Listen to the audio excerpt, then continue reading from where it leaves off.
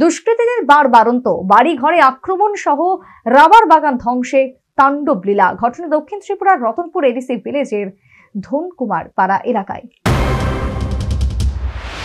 দুষ্কৃতীদের তাণ্ডব, আক্রমণ নামিয়ে আনলো নিরীহ এক পরিবারের উপর।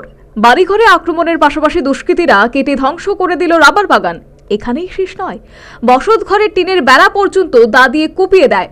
আক্রমণের ঘটনাটি ঘটে গত শুক্রবার রাতে বিলোনিয়া মহকুমার ঋষ্যমুখ আরডি ব্লকের রতনপুর এডিসি ভিলেজের ধনকুমার পাড়াতে। ধনকুমার পাড়ার বাসিন্দা রঙ্গিলা ত্রিপুরা, স্বামী জহর নন্দ ত্রিপুরা বিলোনিয়া জনৈক এক বাড়িতে ভাড়া থাকে। বাড়িতে লোকজনের অনুপস্থিতির সুযোগ নিয়ে দুষ্কৃতীরা রাতে হামলা চালায় রঙ্গিলা ত্রিপুরার বাড়িতে।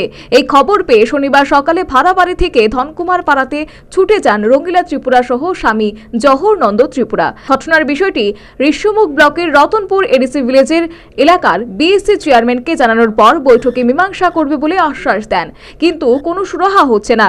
অবশেষে এই বিষয়ে রবিবার রঙ্গিলা ত্রিপুরা সংবাদ মাধ্যমের মুখোমুখি হয়ে জানান, বৈঠকে কোনো সুরাহা না হলে পাশাপাশি বুধবারের মধ্যে পিএসসি চেয়ারম্যান কোনো কিছু না করেন সুষ্ঠু বিচারের জন্য থানার দ্বারস্থ হবেন বলে হুঁশিয়ারি দেন।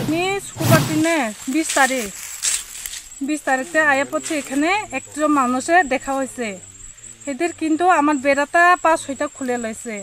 আমি হেতের সামনে কিছু কইছি না, পরেতে আমার বেড়াটা চাই আইছি যে বেড়া খুলে লইছে। তাহলে আবার এই সাইডে বাস দিয়ে একটা বাউন্ডারি দিছে, বাউন্ডারি ভাঙ্গিয়া গরু ডুগাই গরু ছাড়ি দিছে যে। তাহলে এখানে নিচে তার রাবার গাছ একটা পুরো চাম্পারা খুলে লেছে, কিন্তু এই মানুষ খুলে যায়। আমি মানুষে চিনে, তবু অখন নাম কই না। আমি পঞ্চায়েতে জানাই লেছে আমার রাবার গাছ এরম কাটি দিছে। কোন পঞ্চায়েতে জানাইছেন? রতনপুর পঞ্চায়েত। আচ্ছা, রতনপুর পঞ্চায়েত সুমনুসের কাছে যাই জানাইছে আজকে। তারা কইছে আমারে 2 দিন সময় দাও, এই 2 দিন ভিতরে বইয়া কইব, কিন্তু তারা না মানলে থানাতে যাবো কইছে। আমি এখানে চাষবাস করে খাই, এখন এই গড়ে ঘুমাই।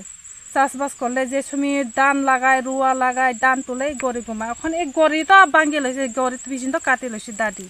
আর রাবার বাগানও 16টা কাটছে, আর 5-6টা মতো আছে নিচে গুণ কাটি লইছে। রঙ্গিলা ত্রিপুরার অভিযোগ এই প্রথম নয়, আরো কয়েকবার এই ধরনের ঘটনাটি ঘটিয়েছে দুষ্কৃতীরা। এছাড়া তাদের পুকুরে বাঁধ কেটে দেওয়ার মতো ঘটনা ঘটিয়েছে দুষ্কৃতীরা। এখন দেখার বিষয় সংশ্লিষ্ট প্রশাসন এই নিয়ে কি পদক্ষেপ গ্রহণ করে। Bureau report, news vanguard.